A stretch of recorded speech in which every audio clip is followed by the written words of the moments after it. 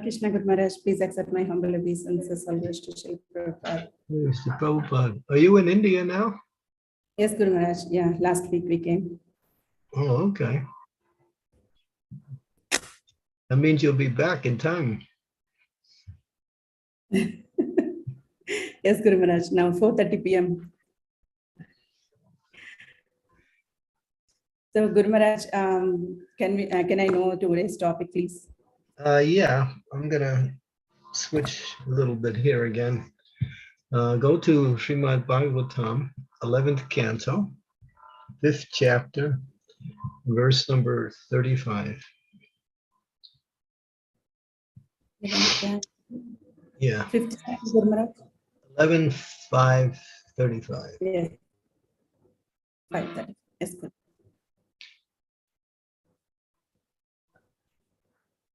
Kuspo, are you there? Hare Krishna Maharaj, I am.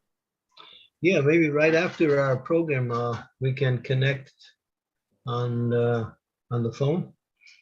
Yes, thank you. Thank you, Okay. Guru Maharaj. Yeah. Okay. So we should be done in an hour. So is that good for you? Yes, Maharaj, that works fine. I'm working from home today, so no problem. Okay. Okay. Thank you. Hare Krishna. Hare Krishna. Okay. Om Namo Bhagavate Vasudevaya. Om Namo Bhagavate Vasudevaya. Om Namo Bhagavate Vasudevaya. Srimad Bhagavatam, 11th canto, 5th chapter, verse 35. These are some of the final questions asked by King Nimi to the 9 Yogendras. This is Karna Bhajana Rish responding to King Nimi's question about the incarnations of the Lord in the different ages. So here is one particular response by Karna Bhajana Rish in relationship to Lord Chaitanya. Evam yuganurupabhyam bhagavam yugavartibhihi manujayar ijjate rajan shreyasam ishwaram harihi. Translation.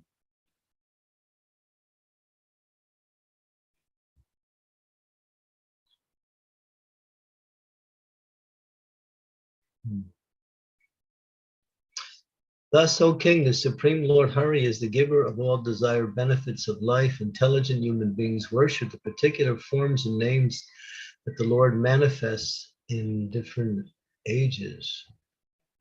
The word Yuga Nu Rupa Yam Vyam is significant here. Anurupa means suitable or appropriate. The Supreme Personality of Godhead, Krishna, anxiously desires that all conditioned living entities come back home, back to Godhead, for an eternal life of bliss and knowledge. So one word you should note here, the Lord is anxious that in his desires that all of us who are suffering and struggling here in this material tabernacle, trying to make a nice place here, come back to him in loving devotion. Thus the Lord reveals himself in each of the 4 ages, Satya, Treta, Dwapara, Kali, in a form that is appropriate for worship of the human beings in that age. In the Lagu Bhagavatamrita, Srila Rupa Goswami says, Katyate Varnanabhabhyam Sukla Satya Yuga Hari Raktasyama Krimat Krishnas Taitrayam Dwapara Kalo. The Supreme Lord Hari is described in terms of his colors and names as Sukla, white or most pure in Satya Yuga, and as red, dark blue, and black respectively in Treta, Dwarpa, and Kali. Thus, although in each age various names suitable for glorifying the Lord are given, such as Hamsa and Suparna in Satya Yuga, Vishnu and Yagya in Treta Yuga, and Vasudeva and Sankarshan in Dwarpa Yuga, Similar names are not given for Kali Yuga, although such names exist, in order to avoid disclosing cheaply the truth of the incarnation of Sri Chaitanya Mahaprabhu. So this is a very important point here, because you see that there is a tendency for people who are licentious, opportunists, cheaters, to imitate and claim that they are incarnations of the Supreme Lord. Therefore, in Kali Yuga, Lord Chaitanya is not disclosed openly as it was in the other ages. And here's why. In Kali Yuga, human society is infested with hypocrisy and superficiality. There's a strong tendency towards imitation and fraud in this age. Therefore, the incarnation of Sri Chaitanya Mahaprabhu is revealed in Vedic literature is a confidential, discreet way so that it will be known to authorized persons who can propagate the mission of the Lord on earth. So it's revealed only to those who are authorized. We actually see in this modern age that many foolish and ordinary persons claim to be God or incarnations, avatars. There are many cheap philosophies and academics that promise for a moderate fee to make one God in a short time. In America, one famous religious group promises its followers that they will all become the Supreme Lord in heaven. Such bogus preaching goes on in the name of Christianity. Thus, were Sri Chaitanya's Mahaprabhu's name widely spoken in the Vedic literature, there would be a veritable plague of imitation of Sri Chaitanya Mahaprabhu's infesting the world. Therefore, to prevent this pandemonium, discretion is exercised in the Vedic literature in Kali Yuga in a sober, concealed way that the actual followers of Vedic culture are informed through the Vedic knowledge, mantras of the descent of Sri Chaitanya Mahaprabhu. This discreet system, selected by the Lord himself for his appearance in Kali Yuga, is proving to be greatly successful on the Earth's planet. And throughout the world, millions of people are chanting the holy names of Krishna without the unbearable harassment of hundreds and thousands of imitation Chaitanya Mahaprabhus. Those who seriously desire to approach the Supreme Personality of Godhead can easily understand the Lord's mission, whereas cynical materialist rascals, puffed up by false prestige, and madly considering their insignificant intelligence to be greater than the intelligence of Lord Krishna, cannot understand the beautiful arrangements made by the Lord for his graceful descent into the material world. Thus, although Krishna is Shreyasam Ishvara, or the Lord of all benedictions, such foolish persons turn away from the Lord's mission and in this way deprive themselves of their own true benefit of life. Chaksu unmilitam yena tasmai Shri Guruve Namaha. Nama Om Vishnu Padaya Krishna Kastaya Bhutale Srimakti Bhakti Vedanta Swami Niti Namine Namaste Saraswati Deve Gauravani Pracharine Nirvisesa Sunyavadi Pastyatya Desatarine Vanchakalpa Tarubhischa Kripa Sindhuke Vachapatitanam Pavanebhyo Vaishnavebhyo Namaho Namaha. Jai Sri Krishna Chaitanya Prabhu Nityananda Sri Advaita Gadadhar Sri Vasari Gaur Bhaktivinoda Hare Krishna Krishna Krishna Hare Hare Hare Rama Rama Rama Hare Hare. So when Sri Chaitanya Mahaprabhu was performing his pastimes on earth, surrounded by his devotees and others, if someone publicly or even in a less public forum would call him the Supreme Personality of Godhead or the Supreme Lord or God, he would immediately respond by blocking his ears and responding by saying, I am not God, I am simply a devotee of the Supreme Lord. And this went on quite regularly. But those who actually want to know the truth, he is the Supreme Lord. Shri Krishna Chaitanya Radha Krishna Mahiyanya. In this age, as it's mentioned in comparison to previous ages, the Lord appears in his form as the Supreme Personality of Godhead, and he performs very miraculous activities that it's impossible for any conditioned soul to perform. Sri Chaitanya Mahaprabhu also did certain things that ordinary living entities can't do, but these were done under circumstances and only with those who already understood his godlike nature or his nature as being the Supreme Personality of Godhead.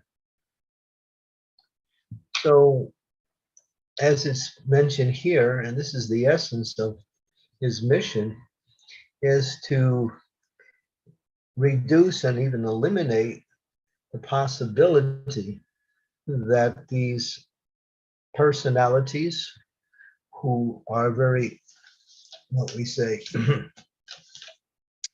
licentious and greedy for name and fame, they may also have some mystic power. They also may have some extraordinary powers given to them by the material nature or through their own development. And they want to claim superiority as being the Supreme Lord. It's interesting, we meet these people all the time, but nobody, only once that I know of, only once did I ever hear of and got to know a little bit about anyone who claimed to be Sri Chaitanya Mahaprabhu. And there was one yogi, and now he's about close to 90 years old now. He has his movement. And he appeared in Jagannath Puri. And everyone, all of his followers thinks that he's Sri Chaitanya Mahaprabhu, the incarnation of Krishna in this age. But he's another one of the pretenders. Fortunately, he has many good qualities, and he's also very pious. He's not a rascal, but he's a rascal when he claims that he is the incarnation of Chaitanya Mahaprabhu. And therefore, in the scriptures, even in Srimad Bhagavatam, you'll find statements that the Lord is called Chana. Chana means hidden. Or sometimes he's called Tri Yuga, that in 3 yugas he appears as the Supreme Lord, but in the 4th yuga, he appears as a devotee of the Supreme Lord. And this is one of the reasons why. Of course, there are 2 categories of reasons why the Lord appears in such a way. One is called the external reasons, and the other one is called the internal reasons. The internal reasons are for his own transcendental pastimes, where he adopts the mood of Srimati Radharani and takes on both her color and her love for Krishna as his mood and exhibits devotional service in the mood of Srimati Radharani. And therefore, he's considered from that point of view as performing a particular pastime in order to teach the others what is pure devotional service in its highest form of expression. The external reason, obviously, is what we mentioned here, is that to deflate and to discredit anyone who claims to be the Supreme Personality of Godhead.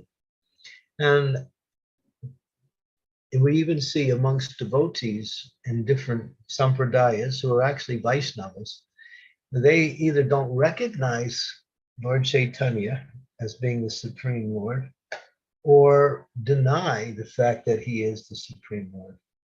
In our preaching, many times when we try to explain that Sri Chaitanya Mahaprabhu is Krishna himself, but people become a little skeptical, or even not little, but completely argue against that.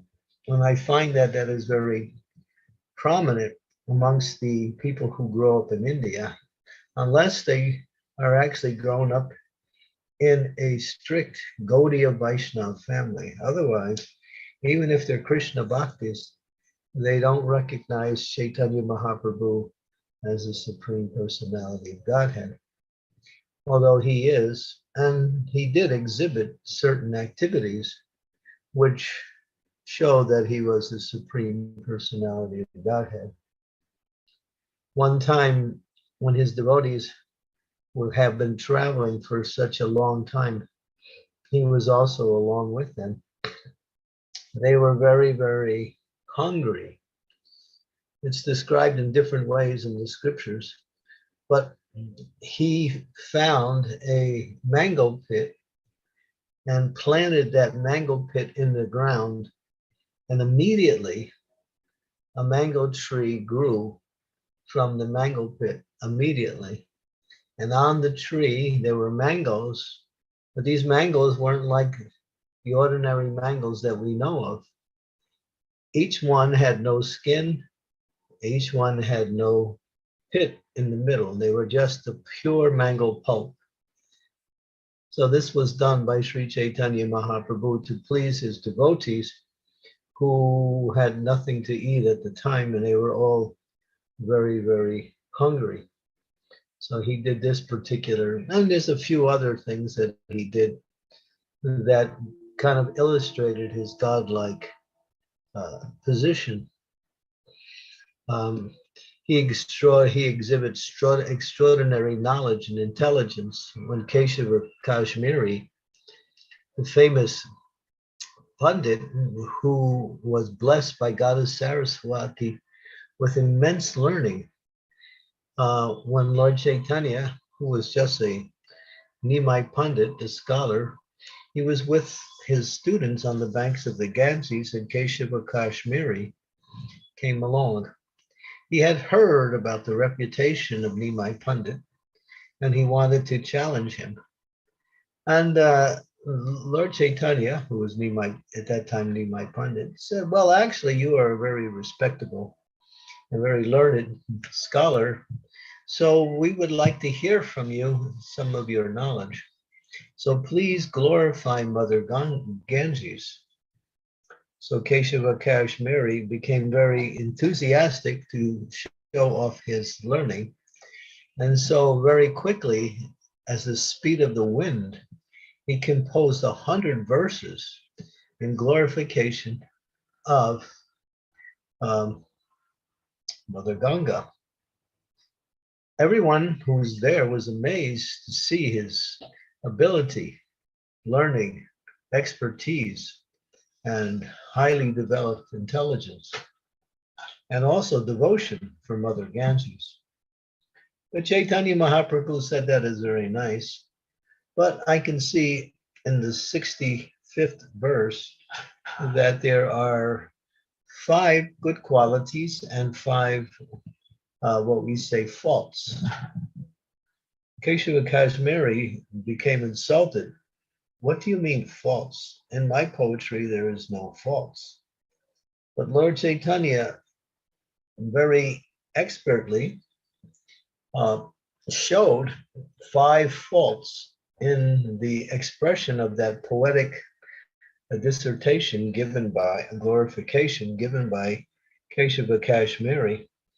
And Keshava Kashmiri, after he heard the Lord pick out the faults and analyze what the faults were, he was stunned. He was stunned. He couldn't believe it. He said, I have recited those verses at the speed of the wind. And the Lord said, yes, you have the great ability given by Saraswati to speak in such a way, and I have the great ability to remember everything I hear. And so, being embarrassed, and especially in front of all of the students of Lord Chaitanya, he was speechless. And he went home that night. And that night he was in distress. He fell asleep. In his sleep, Mother Saraswati, who is his worshipful deity, appeared to him and said, that person who you think is just an ordinary scholar is actually my Lord, the Supreme Personality of Godhead. So tomorrow you should go back and you should surrender to his lotus feet and become his devotee. So here's an example of where, again, the Lord was revealed by who he was in a dream by his great devotee, Mother Saraswati. And then he went back, he surrendered to the Lord's lotus feet. And later on, he took birth as Nimbarka Acharya and started the Nimbarka Sampradaya, which are governed by the 4 Kumaras like that. And they're one of the 4 authorized Sampradayas. So he was blessed by the Lord. He became humble after being defeated by the Lord. But again, we find this is very rare in the pastimes of Chaitanya Mahaprabhu, that it's revealed who he is. But for those who are actually intelligent, they know.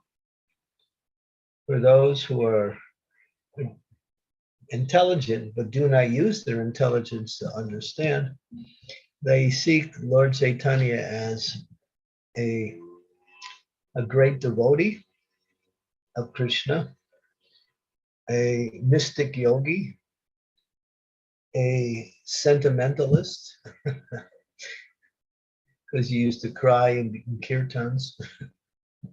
And there's different descriptions and definitions and explanations of who Lord Chaitanya is.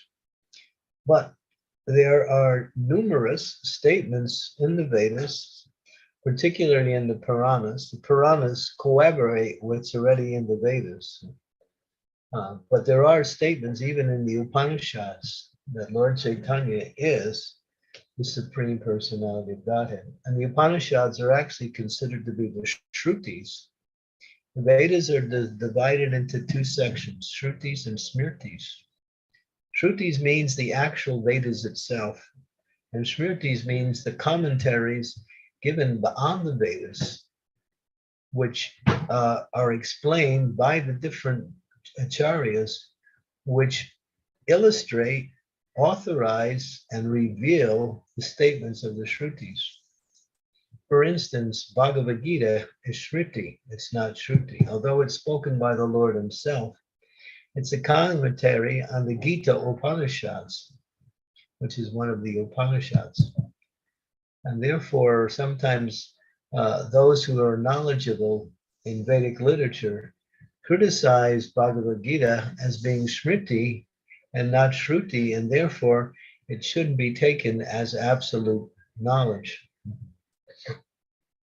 But we understand that the Smritis, are just as important, especially in this age, because no one can read the Vedas. So, Vedic knowledge is too difficult for people to understand and to apply. So therefore, the Shrutis make it easier. Therefore, Vyasadeva, he did his commentary on the Vedas and took the essence of the Vedas, which is the, of course, the Upanishads and the different 4 Vedas, and the essence of them is the Vedanta Sutra, which given in codes in the Brahma Sutras.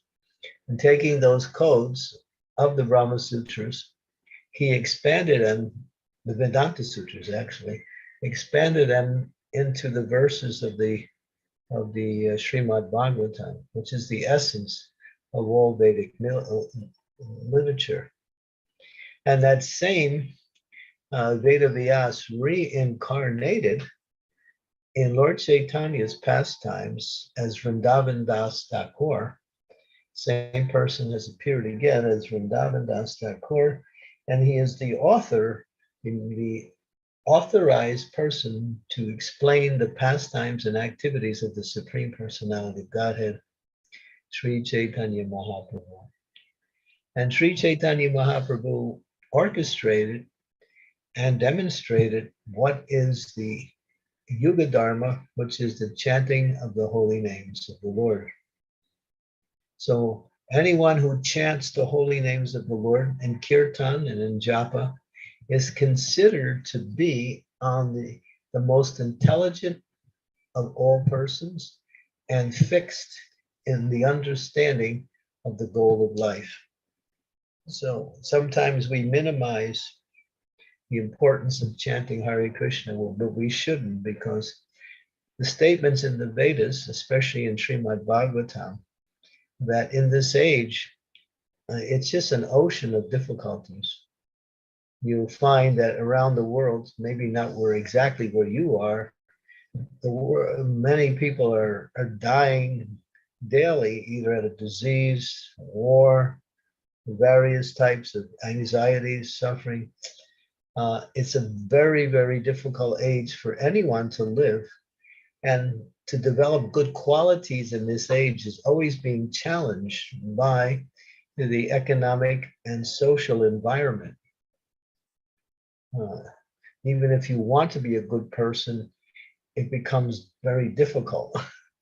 But one can develop the highest form of what we say qualities, characteristics, simply by attaching oneself to the chanting of the holy names of the Lord. If we do that and make that the most important part of our day and ultimately our life, come together with other devotees and have kirtan and enter into various types of programs that glorify the chanting of the holy name, we will always, and I use this with emphasis, always be free from the effects of Kali Yuga, which is very, very bad. And tomorrow we'll read another verse in this series, which illustrates some of the points that I just made in reference to the holy name. Okay, so these are some of the things we can consider in this particular. Sri Chaitanya Mahaprabhu is Krishna himself. He is incarnated in this age to save the fallen conditioned souls in this age in the most magnanimous and the most merciful way. Chant Hare Krishna, Krishna Krishna, Hare Hare, Hare Rama, Rama Rama, Hare Hare. Kalir Doshanide Rajan Asti Echo Mahagu Kirtana Eva Krishnasya Mukta Sangam Padam Jet. Ocean of faults, but amidst of this great ocean, there is a paradisical island that is floating in this ocean that is not touched by the waters of this dangerous ocean. Hare Krishna, Krishna Krishna, Hare Hare. Hare Rama, Rama Rama, Hare Hare.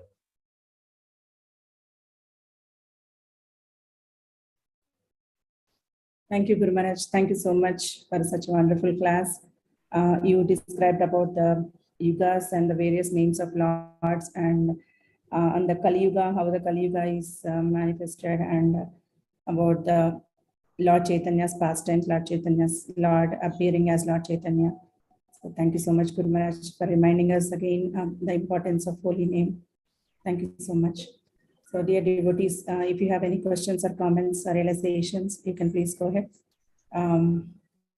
And I request everyone to, if possible, please turn on your cameras. That would be very nice to see all of you. Thank you so much.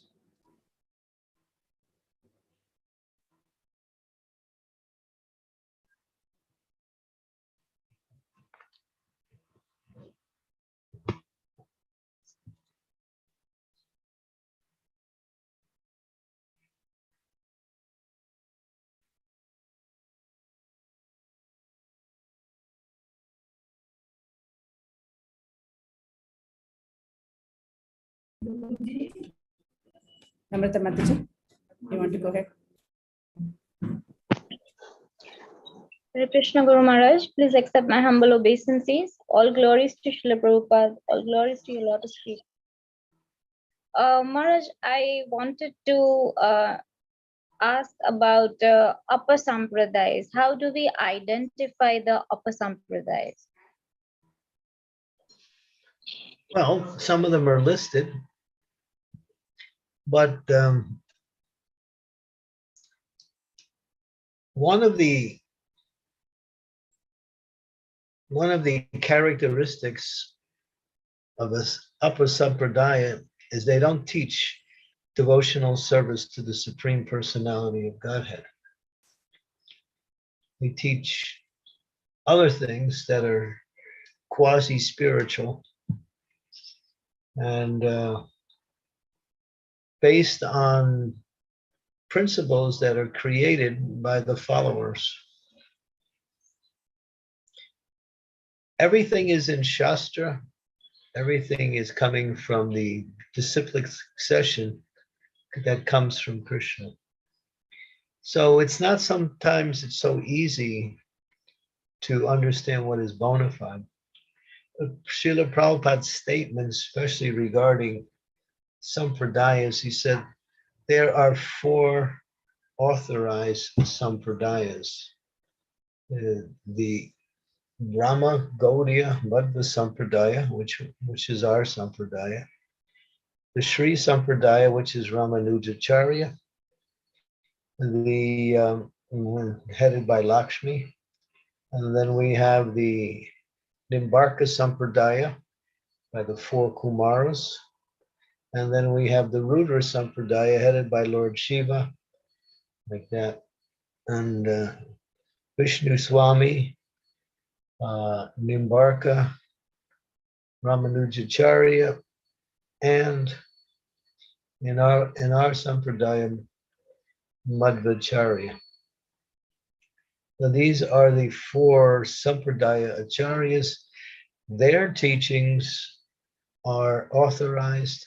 Their teachings center around exclusive worship of the Supreme Personality of Godhead, either in his form as Vaikuntha, excuse me, as the Lord of Vaikuntha or the Lord of Vrindavan, either one. So anything outside of that is suspicious.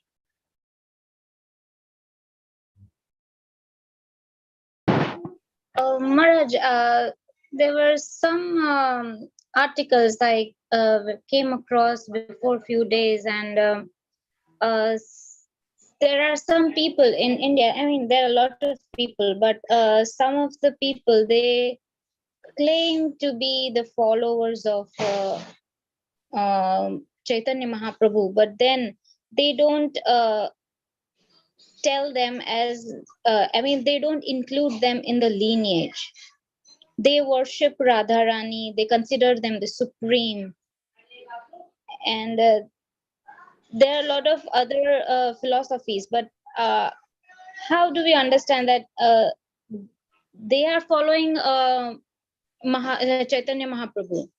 But then there are a lot of controversies, contradicting things from Srila Prabhupada. So obviously we are not following them, but then these are part of Gaudiya Sampradayas, or they are not?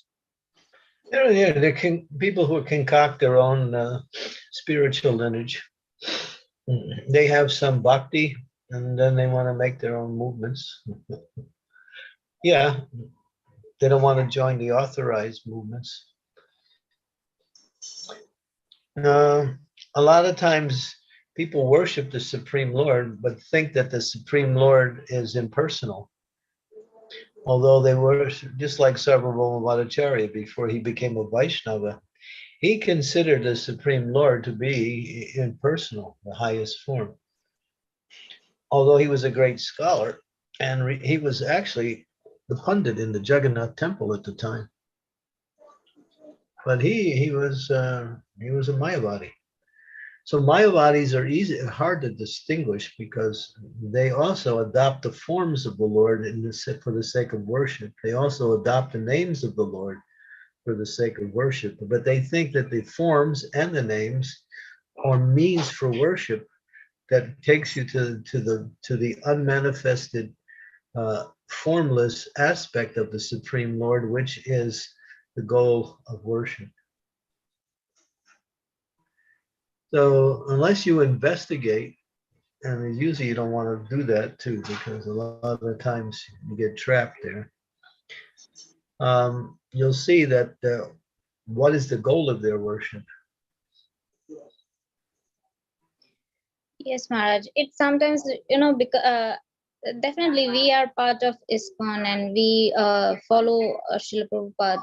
But when sometimes, there are open-minded families, when they choose their own, spiritual paths according to their understanding, then it becomes difficult when this kind of upper sampradayas comes, Are they following the four regulative principles also? No meat eating, no illicit sex, no intoxication, no gambling. These are, people who claim to be religious, they are still committing sinful activities, although they claim to be worshiping Radharani, whoever else they're claiming to worship. So, which is pretentious. And then what are they following the four regulative principles? That's another point of evaluation. Most of them are not. I think all of them are not. And a lot of times they teach their followers, you don't have to follow any rules. All you have to do is worship. That's all.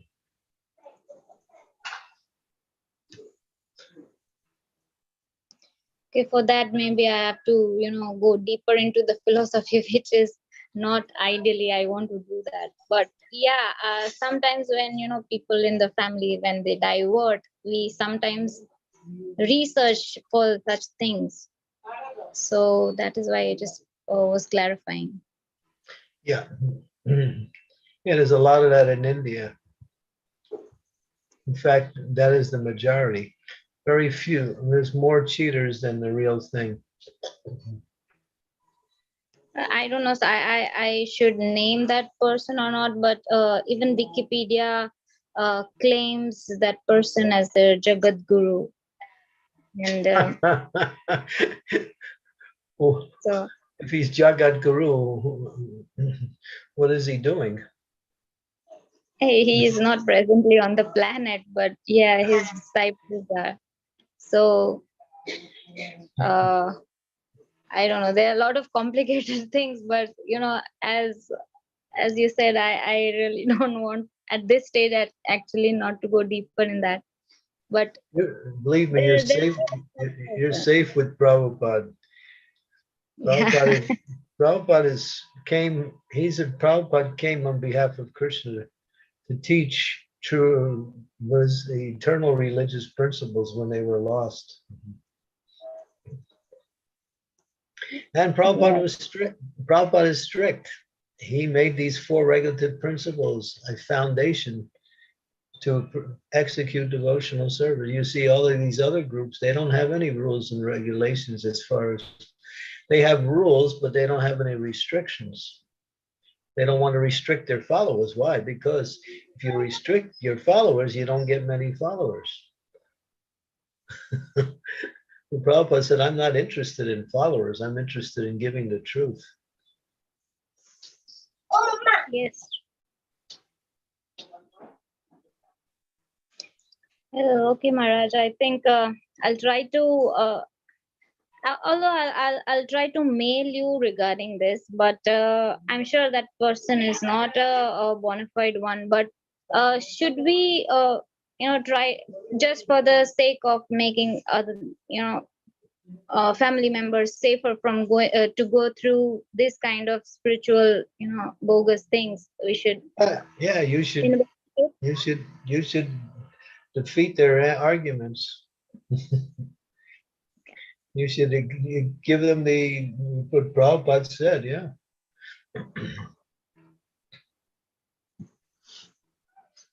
Yes. Prabhupada's Jagat Guru. Somehow, I don't know, in India they believe in Prabhupada, but they also believe in many other people with such philosophies, who Yeah. the Krishna philosophy, especially the Krishna philosophies. Yeah, that's going on. There's a lot of take something else and mix it together and come up with something new. Do something new. Do something new, then you can get some followers, and then you can get some money, and then you can be popular. Yeah. Prabhupada said, I'm not teaching anything new. I'm teaching what the acharyas have been teaching from time immemorial.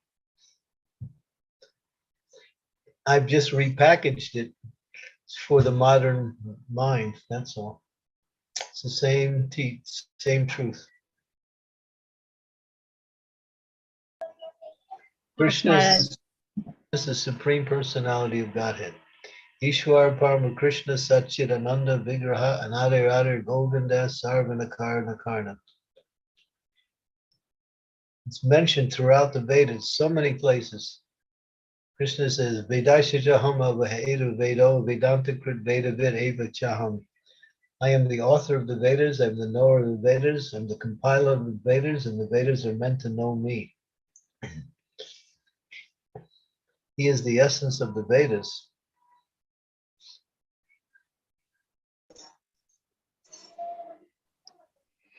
Yes, Maharaj.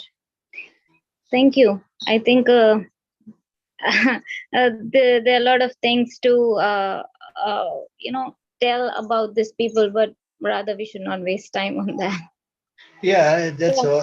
That's what it is, a waste of time. 100%. Focus just hear from Prabhupada, chant the holy names, and you'll start to understand things clearer, and you'll be more fixed in your Krishna consciousness. And you'll be happy also. Yes, Maharaj. Sometimes we as a devotee, we believe in Prabhupada, we trust fully the process of Prabhupada, but it's especially at the neophyte level, it's very difficult to sometimes defend the arguments what other concocted people are telling. Yeah, they say don't waste your time. You can lead a horse to water, but you can't make him drink. A goat will eat anything, a madman will say anything.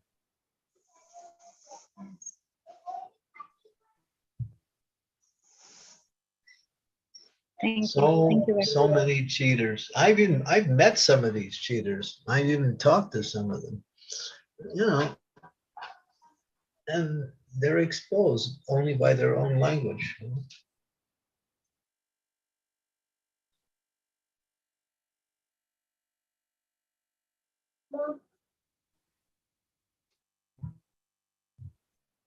Yes, Maharaj. Up to a certain level, when we hear them, we understand these people are cheaters, but then they have a whole concocted philosophy. We can't defend them. Yeah, because they know how to use words. Yes. Mayavadis are expert at word juggery. Just like the word nirguna. Nirguna means without qualities. But nirguna is another name for Krishna. So And nirguna means without qualities. Nir and guna. And so that's a name for Krishna. Krishna is called nirguna. Does that mean he has no qualities? No. The acharyas give the clear understanding. He has no material qualities.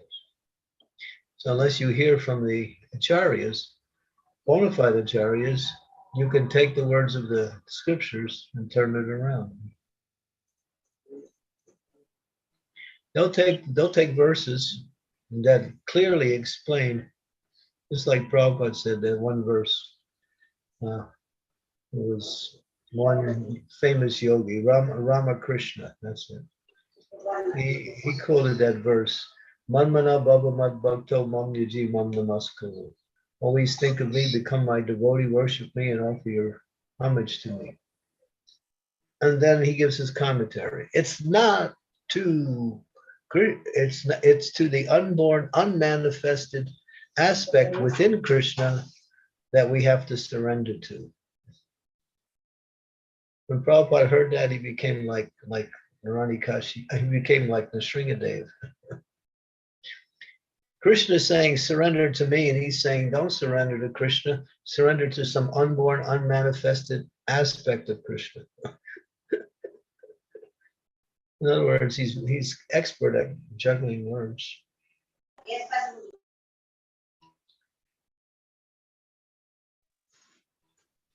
Bhaja Govinda, Bhaja Govinda, Bhaja Govinda, Mudhamate. Sankaracharya spoke that word. You fools and rascals, just worship Govinda, worship Govinda, worship Govinda. Give up all of your word jugglery. Shankaracharya is an incarnation of Lord Shiva, who came to teach monism when people had become atheists by following the Buddhist tradition. So Sankaracharya is an incarnation of Lord Shiva to take people off the Vedas, or bring people back on the Vedas, which Buddha took them off the Vedas. Buddha is an incarnation of the Supreme Personality of Godhead. He spoke against the Vedas because people were using the Vedas for killing animals continuously in order to authorize the animal Vedic sacrifices. They had abused it. In order to show compassion to the innocent animals, he said, forget about your Vedas. Just worship the eightfold manifestation of the qualities of the unmanifested Supreme Lord. He didn't even speak about the Supreme Lord. Many Buddhists are atheists. And so Sankaracharya drove the atheists out of India and established monism. And then a movement centered around Sankaracharya. But Sankaracharya also explains, as he speaks in the mood of Shiva, he speaks to Parvati. And there's a beautiful verse. He said, I've come in order to take people off the Vedas and teach this impersonal this impersonal aspect. I mean, to bring people back onto the Vedas, but in a monistic way. Therefore, there's a succession of incarnations. So first Buddha, and then Sankaracharya, and then Ramanujacharya brought people into the aspect of the personality of Godhead. Madhvacharya took it a little farther, and Chaitanya Mahaprabhu took it to the complete Chintya Beta Beta temple, that the Supreme Personality of Godhead is one with and different from everything in existence. He is one and he is different at the same time. And it's a Chintya. Chintya means inconceivable. So the monists, those who follow Sankaracharya, emphasize the oneness of the Supreme Lord. And they find verses in the scriptures to support their arguments. And that oneness is the Brahman effulgence. What it says in the scriptures, what is that verse? Let me think. Let me see. It's from the Bhagavatam. Brahmameti Paramatmeti Bhagavaniti Subjate. What is the first line? Who knows the first line of that verse? Can't think of it. It's from the second chapter of the Srimad Bhagavatam, first canto. Tat Vidad, that the spiritual conclusion is three, but it's one divided into three: Brahmeti, Paramatmeti, Bhagavaniti. So the absolute truth is made up of three aspects: the Brahman effulgence, the localized manifestation of the Supreme Lord in the hearts of all living entities, and his personal feature as Bhagavan. Bhagavan is the highest and complete manifestation of the Supreme Lord as Sri Krishna and Sri Vrindavan Dham. That same Krishna expands himself into what is called the localized aspect of himself, Paramatma, which sits in the hearts of all living entities. And that same Krishna pervades himself through his spiritual energy throughout creation as the Brahman effulgence. Vedanti tat tadvad vidvas tadvad yet jnanam avyayam brahmeti paramatma. The learned transcendentals who know the absolute truth call this non-dual substance Brahman, Paramatma, and Bhagavan. So three are there, but in Brahman realization, you get the Sat principle. You can understand the eternal nature of the spiritual energy, and you also understand your own self as being part of that same eternal nature. So that is called Brahman. In Paramatma, you get the Chit potency, or the knowledge potency, where you understand the knowledge between the difference between the living entity and the Supreme Personality of Godhead. And in the Bhagavan realization, which is the complete realization, which includes the other two levels of the realization, then you understand the Supreme Lord as the Supreme Personality of Godhead, who performs transcendental pastimes both in the spiritual world and when he comes to the material world. So it's a chintya. The word achintya is inconceivable. How the absolute truth is one and three, and one and different at the same time. And so unless you accept the achintya principle, you cannot understand. And that achintya principle is revealed only through devotional service, no other way. As Krishna says in the Bhagavad Gita, only by devotional service can I be known as I am, standing before you, thus be seen directly. Only in this way can you enter into the mysteries of my understanding. So these other spiritualists, they emphasize the Brahman aspect of the absolute truth and consider that to be the highest.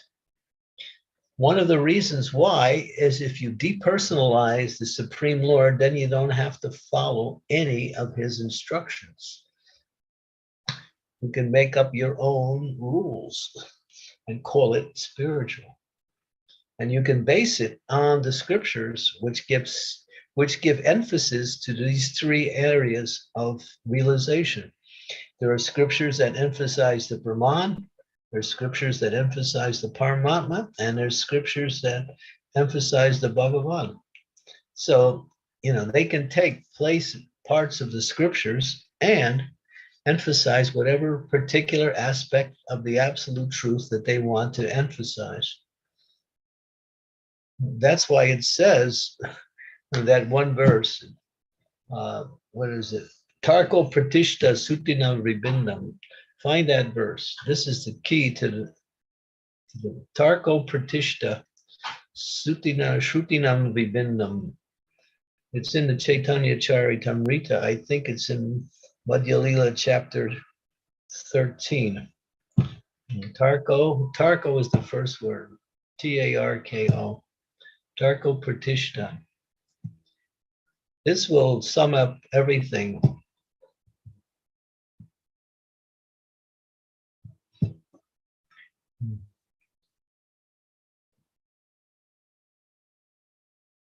It's actually from the Mahabharata, but it's also found in the Chaitanya Charitamrita. Tarko Pratishta. Pratishta. If you get those two words, you should be able to find the verse. Yes, Pratishta. Ganesh, but it's showing as Bhagavad Gita 13. You said Chaitanya Charitamrita, right, Ganesh? Yeah, that's where it's included, but it's from Mahabharata. Tarko, Tarko. Yes, Ganesh, I got it. Yeah, one second. Okay.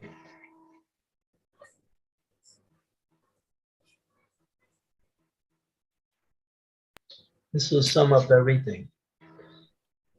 Tarko Is this Pratishta Shrutina Vibinnam Nasa Vrishi Yasya Matirna Binnam Dharmasya Tadva Nihitam Guhayam Mahajano Yena Katasapanta. Chaitanya Mahaprabhu speaks, dry arguments are inconclusive. A great personality whose opinion does not differ from others is not considered a great sage. Simply by studying the Vedas, which are variegated, one cannot come to the right path by which religious principles are understood. The solid truth of religious principles is hidden in the heart of the unadulterated self-realized person. Consequently, as the Shastras confirm, one should accept whatever progressive path the Mahajans advocate. So here's the key. The solid truth of religious principles is hidden in the hearts of the unadulterated, self-realized persons. One has to follow in the footsteps of the great souls who are pure devotees in devotion to the Lord. Otherwise, anyone can take the Vedas and make their own spiritual movement and call it authorized. Therefore, Srila Prabhupada comes in a lineage of spiritual masters, which is called Sampradaya. Sampradayahina Mantra Tantra Visharada. That one, unless one follows in the footsteps of, go to Bhagavad Gita, chapter 4, the very beginning of the chapter 4 Bhagavad Gita, I think, verse number 2, I think it's Bhagavad Gita, verse number 2. Oh, chapter 4, verse 2, I think it is.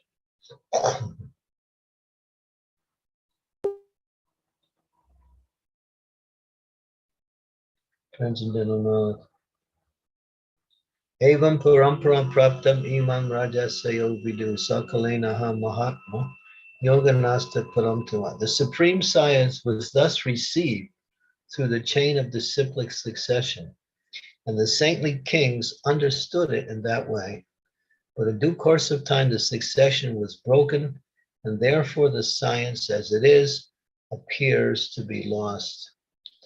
So Krishna came 5,000 years ago to reestablish the disciplic succession by speaking Bhagavad Gita to Arjuna. So he says, this is how the science is received, through the chain of spiritual masters. Now go to the next verse. Verse number 3.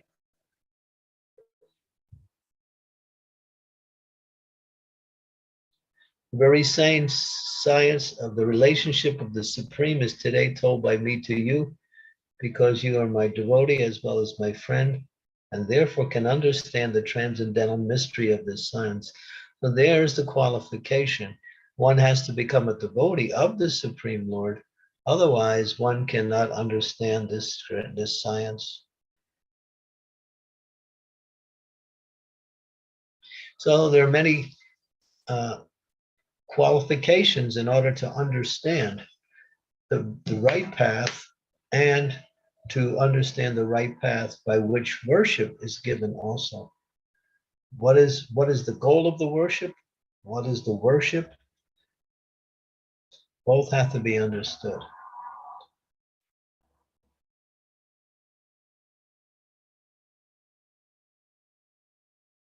For people who worship the deity and think the deity is simply a representation of the Lord.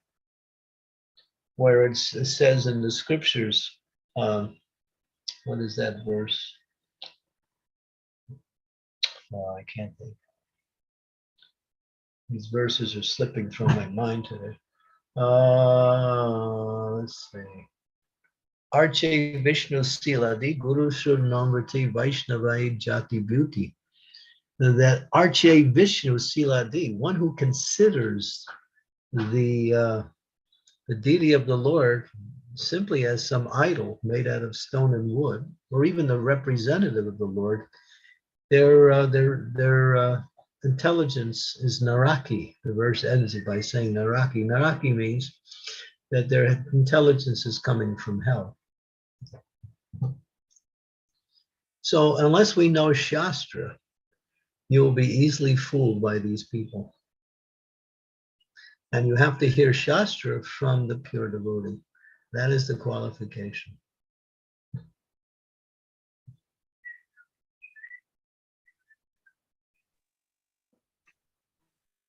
Thank you, Maharaj. Thank you for the elaborated understanding with the verses you just brought up. So I think the Brahma, Paramatma, and the personal form, that sloka was quite useful also. And I've met certain people who strictly follow the the impersonal Brahman. So I can relate. They stand up to the sattva level, and then haven't come across any yogis who realize the Paramatma form, but yes, the impersonal people I have seen. So sometimes you really realize that how true it is, how true Srila Prabhupada is telling, but I hope people just follow more and more and come up to the process of what Prabhupada has given. Yeah, well, what Prabhupada's given is what the acharyas have given. He's not created something new or something just to attract people. He's simply repeating and showing where the knowledge is to be found. Thank you, Maharaj. Thank you very much. Hare Krishna. Hare Krishna. Thank you for bringing that question up because it's so important. Yes. Thank you, Namrata Mataji, for the question. So we got a very nice answer and elaborate answer from Guru Maharaj. Thank you so much. Guru Maharaj, do we have time? Guru Maharaj, we have one or two questions from Devanand Pandit Prabhu. He wrote in chat. Shall I read it? Okay. Maybe you can repeat his question. I usually have a hard time hearing when he speaks. Yes, Guru Maharaj. Yeah. So he's writing, Hare Krishna, dear Guru Maharaj, please accept my humble obeisances. Does Lord Chaitanya himself have his own incarnations? That is his first question. Does Lord Chaitanya have his own incarnations? No, he exhibited himself as a devotee of the Lord and not as the Lord. So he didn't perform any incarnations. So his second question is, on what physical medium was the original book of Chaitanya Charitamrita written? So what is the basis of the original book of Chaitanya Charitamrita written? What is the physical medium he's asking? Yeah, when the notes of Sarup Damodar Goswami and Raghunath Das Goswami, who were taking notes on Lord Chaitanya's life, those notes, they wanted to transfer those notes into a scripture describing the life of Lord Chaitanya. So there was one great elderly sage, his name was Krishna Das Kaviraj Goswami. He was 95 years old. That was presented to Krishna Das Kaviraj Goswami. You take these notes, expand on them, and write about the pastimes and life of Sri Chaitanya Mahaprabhu. Krishna Das Kaviraj Goswami felt himself completely unqualified to do the work.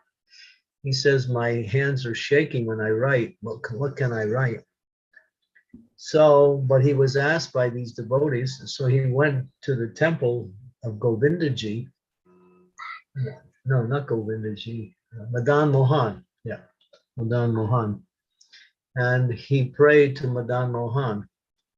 And Madan Mohan, he was there with many devotees, and Madan Mohan dropped his garland in response to the prayers of Krishnadas Kaviraj, and which acknowledged, yes, you are qualified to do that. Everyone cheered when that garland dropped and said, yes, you have been empowered by Madan Mohan. So he says, Jayatam Sudato Pango Mamamanda Matir Gati Matsarvasya Hambojo Radha Madana Mohano. I am lame, ill-advised. I have no good qualities, but I have taken shelter of the lotus feet of Madan Mohan. He is my guide. He is my eyes. He glorifies Madan Mohan.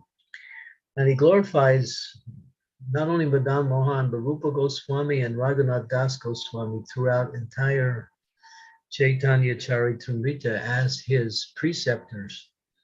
At the end of every chapter, he concludes the chapter by saying,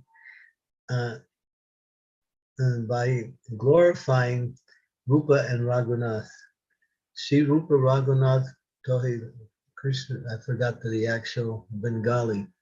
But if you go to the end of the chapters in Chaitanya Charitamrita, every chapter he concludes in a glorification of Rupa and Raghunath Das Goswami, who are direct associates of Sri Chaitanya Mahaprabhu. So that is the history of how that scripture got written. Good Maharaj, I think his question is like it was written on paper, on clay tablets, or banana leaves, like that he's asking. Palm leaves. Palm leaves.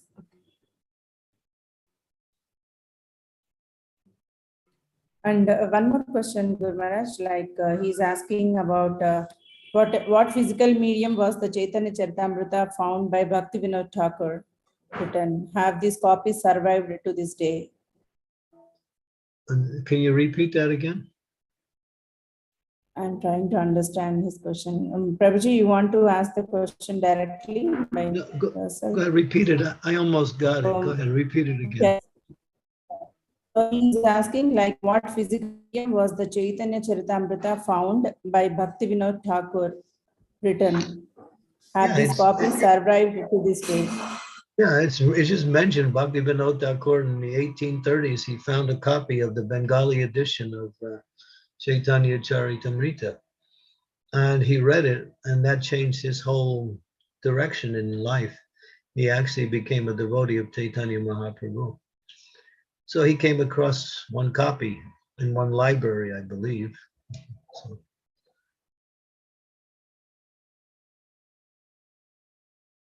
Was it paper copy? What is he saying? Paper copy. He found paper copy of Chaitanya Charitamrita. Yeah, it was in print. Okay.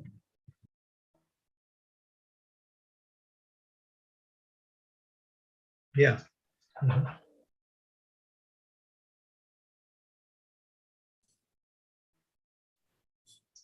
Okay.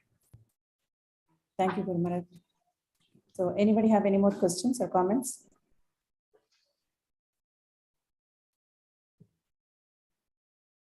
Guru Maharaj, I don't see any hand raised, and I don't see anybody asking questions. Okay. Guru Maharaj, so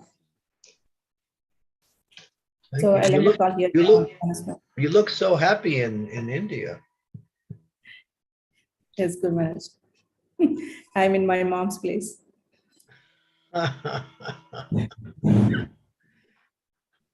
You should stay like that.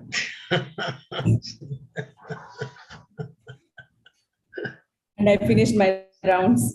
That also makes me happy. Yeah, you don't have to listen to my class at 5:30 in the morning.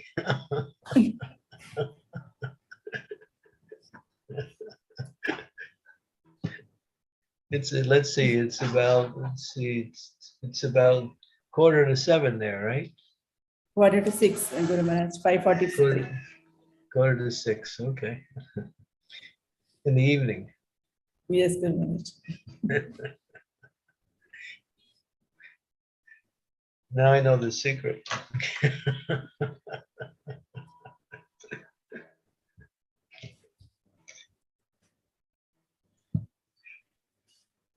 Hare Thank you Krishna. very much, Guru Maharaj. So, Yeah.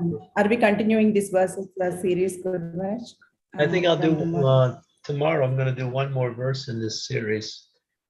Yes, Guru Maharaj. Thank you so much. Oh, tomorrow's Saturday, right? Yes, Guru Maharaj. Oh, I have some problems. Let's see.